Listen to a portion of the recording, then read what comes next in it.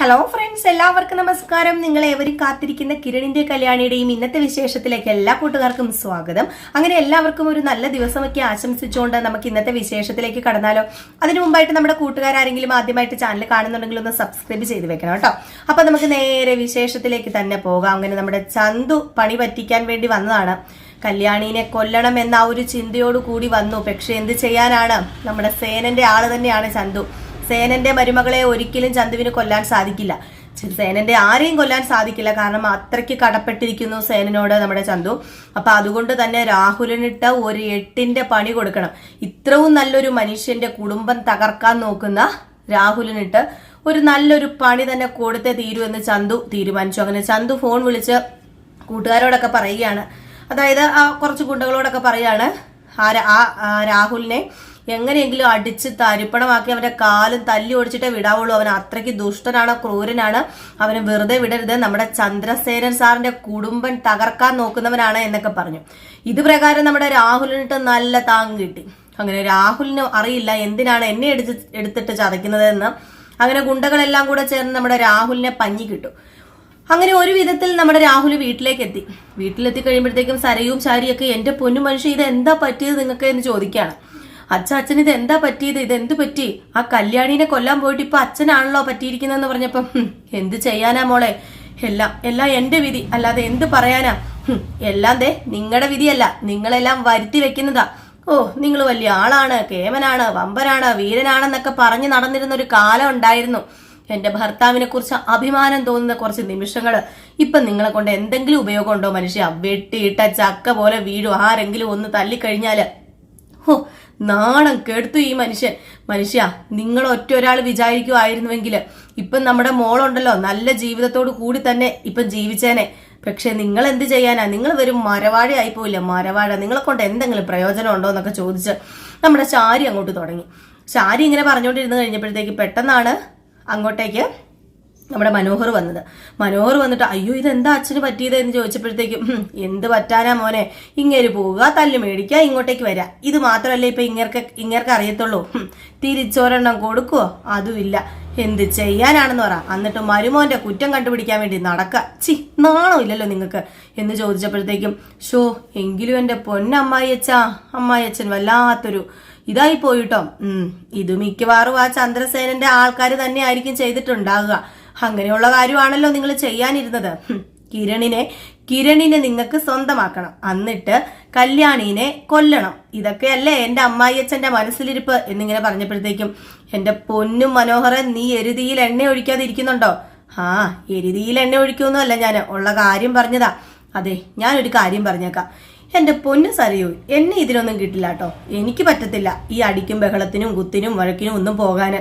ഞാൻ പണ്ട് മുതലേ പറഞ്ഞിട്ടുണ്ടല്ലോ, എനിക്കിതൊന്നും പറ്റില്ല. പിന്നെ അയാൾക്ക് നല്ല പണവും സ്വാധീനവും ഒക്കെ ഉള്ളത് കൊണ്ട് തന്നെ നമ്മളെപ്പോലെയുള്ളവരെ അങ്ങേര് ചവിട്ടിക്കൂട്ടി പള്ളയെ കളയും.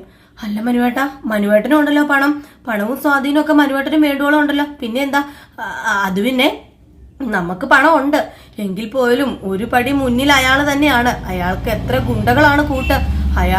അയാളൊരു ഗുണ്ട തലവൻ തന്നെ ആയിരുന്നു അമേരിക്കയില്. അതൊക്കെ എനിക്ക് നന്നായിട്ട് അറിയാം ആ കഥയൊക്കെ. അതെങ്ങനെ മനുവേട്ടനറിയാം? ഞാൻ അമേരിക്കയിലല്ലായിരുന്നു, അപ്പൊ പിന്നെ എനിക്ക് ആ കഥയൊക്കെ അറിയില്ലേ. അതുകൊണ്ട് തന്നെ അയാളെ ഒന്ന് സൂക്ഷിക്കുന്നത് നല്ലതായിരിക്കും. എന്തിനാ അച്ഛാ വെറുതെ പോയി തല്ലുമടിയൊക്കെ മേടിച്ച് ഈ ശരീരം പാഴാക്കണത്? വയസ്സാം കാലത്ത് തല്ലുമടിയും കൊണ്ടൊരു മൂലയിൽ കിടക്കണം എന്നാണോ എന്റെ അച്ഛന്റെ ആഗ്രഹം? എന്റെ പൊന്നു മനുവേട്ട, അച്ഛനോട് എന്ത് പറഞ്ഞാലും തലേ കയറില്ല. മനുവേട്ടനെ എന്ത് ഉപദേശിച്ചാലും അച്ഛന് തലേ കയറില്ല. ഇപ്പൊ തലേ കയറില്ല, തലേ കയറുന്ന ഒരു ദിവസം വരും.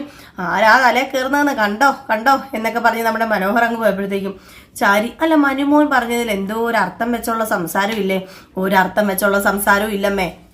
ഈ അച്ഛനാണ് സംസാരിക്കുന്നത്, അർത്ഥം വെച്ചുള്ള സംസാരം. എന്തെങ്കിലും അർത്ഥം ഉണ്ടോ താനും? അതുമില്ല.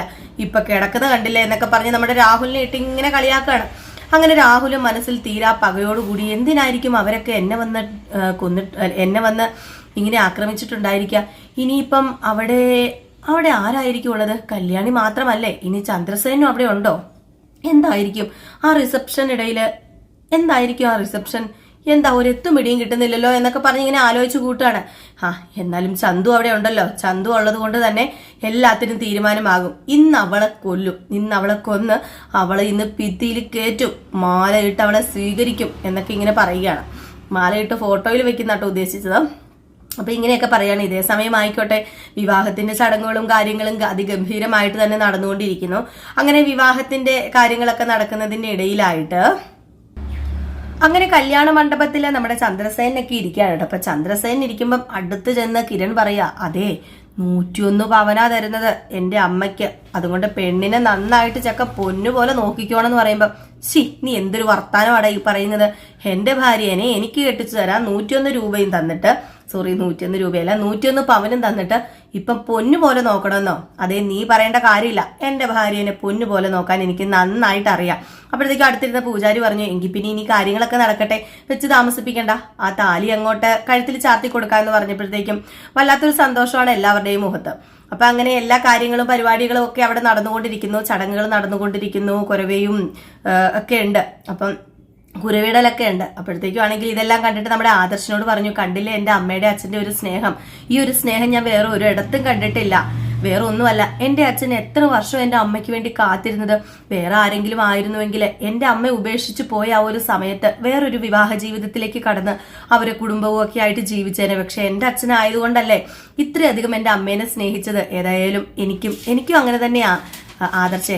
എന്റെ കല്യാണി എന്നെ വിട്ട് പിരിഞ്ഞ് പോയി കഴിഞ്ഞാലും ഒരിക്കലും എനിക്ക് വേറൊരു പെണ്ണിനെ ആ ഒരു സ്ഥാനത്തേക്ക് കൊണ്ടുവരാൻ കഴിയില്ല. അവള് വരുന്നത് വരെ ഞാൻ നോക്കിയിരിക്കും. അല്ല, നിനക്കെങ്ങനെ ആദർശേ എന്ന് ചോദിച്ചപ്പോഴത്തേക്കും, ഈ കണ്ടീഷനിൽ പോവുകയാണെങ്കിൽ എനിക്കും അങ്ങനെയൊക്കെ തന്നെയാ. ഓഹോ, അപ്പൊ നിങ്ങളുടെ ഇടയിലും ആ ഒരു സ്നേഹം പൊടിയിട്ട് തുടങ്ങിയല്ലേ, മുളയിട്ട് തുടങ്ങിയല്ലേ എന്നിങ്ങനെ പറഞ്ഞു. സ്നേഹം തുടങ്ങിയോന്ന് ചോദിച്ചാല് എന്തോ ഒരു ഫീലിങ്സ് ഒക്കെ ഉണ്ട് എനിക്കും. ഇത് മതി ആദർശേ, ഇത് മതി, അവളെ പൊന്നു പോലെ നോക്കണം. സത്യം പറഞ്ഞാല് നയന എന്ന പെൺകുട്ടി ഉണ്ടല്ലോ, അത് കല്യാണിനെ പോലെ തന്നെയാ. അവര് രണ്ടുപേരും ഒരുപോലെയാണെന്നേ, രണ്ടുപേരുടെ മനസ്സും അതുപോലെ പ്രവർത്തികളൊക്കെ ഒരുപോലെ. അവളെ കിട്ടിയത് നിന്റെ ഭാഗ്യമായിട്ട്, നിന്റെ കുടുംബക്കാരുടെ ഭാഗ്യമായിട്ട് നീ കണ്ടാ മതി.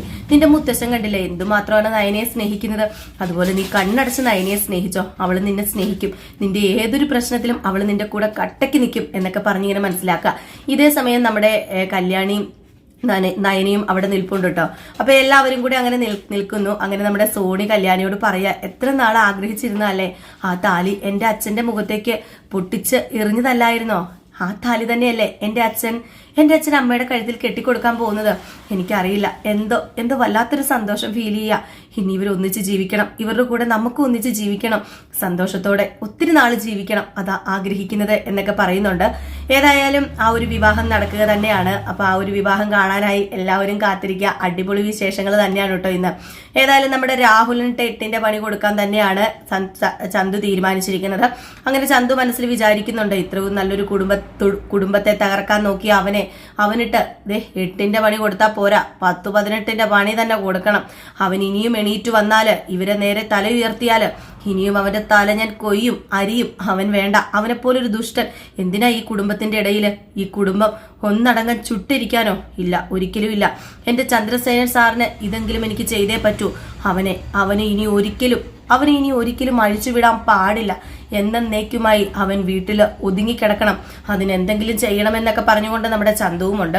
ഏതായാലും ചന്തുവും ചന്ദ്രസേനന്റെ കൂടെ കൂടിയതിൽ പിന്നെ, ചന്തുവും വന്നതിൽ പിന്നെ ഇനിയിപ്പം നമുക്ക് സേഫ് തന്നെയാണ് ചന്ദ്രസേനന്റെയും രൂപയുടെയും ജീവിതം, കല്യാണിയും കിരണിന്റെ ഒക്കെ ജീവിതം സേഫ് തന്നെയാണെന്ന് നമുക്ക് എന്താ കരുതാം അല്ലേ?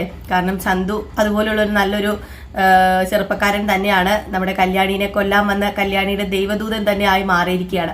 അപ്പൊ എല്ലാം നമുക്ക് കാത്തിരുന്ന് തന്നെ കാണാം. കിടിലൻ വിശേഷങ്ങളാട്ടോ വരാനിരിക്കുന്നത്. കുറച്ച് ദിവസമായി നമ്മൾ ഈ ഒരു കഥ ഇടുന്നില്ലായിരുന്നു, തിരക്കും കാര്യങ്ങളൊക്കെ ആയിരുന്നു, ഈസ്റ്റർ ഒക്കെ അല്ലായിരുന്നോ, അപ്പൊ അതുകൊണ്ടൊക്കെ ആയിരുന്നു കേട്ടോ നമുക്ക് കഥ ഇടാതിരുന്നത്. അപ്പൊ ഇനിയിപ്പോ നമ്മുടെ ഈ ഒരു 3 കഥ, അതായത് സച്ചിയുടെയും രേവതിയുടെയും കഥ, നമ്മുടെ നയനുടെയും ആദർശിന്റെയും കഥ, അതുപോലെ തന്നെ കിരണിന്റെയും കല്യാണിയുടെയും കഥ നമ്മൾ ഇതിൽ ഇടുന്നതായിരിക്കും. മല്ലു സ്റ്റോറിയിൽ നമ്മൾ ഗീതുവിന്റെയും ഗോവിന്ദന്റെയും കഥ ഇടുന്നുണ്ട്. ഇനി പതിയെ ഓരോ കഥകളൊക്കെ നമ്മൾ അതിനകത്ത് ഇട്ട് തുടങ്ങുന്നതായിരിക്കും കേട്ടോ. അപ്പൊ എല്ലാവരും മിസ് ചെയ്യാതെ നമ്മുടെ ചാനലൊക്കെ കണ്ട് സപ്പോർട്ട് ചെയ്യണം കേട്ടോ. ഇതുവരെ സപ്പോർട്ട് ചെയ്ത എന്റെ എല്ലാ കൂട്ടുകാർക്കും ഒരുപാട് നന്ദിയുണ്ട്. ഇനിയും നിങ്ങളുടെ സപ്പോർട്ടും സഹകരണമൊക്കെ പ്രതീക്ഷിച്ചുകൊണ്ട് നിർത്തുന്നു. അപ്പൊ അടുത്ത വീഡിയോ ആയിട്ട് കാണുന്നവരെ എല്ലാവർക്കും ടാറ്റാ, ബൈ ബൈ.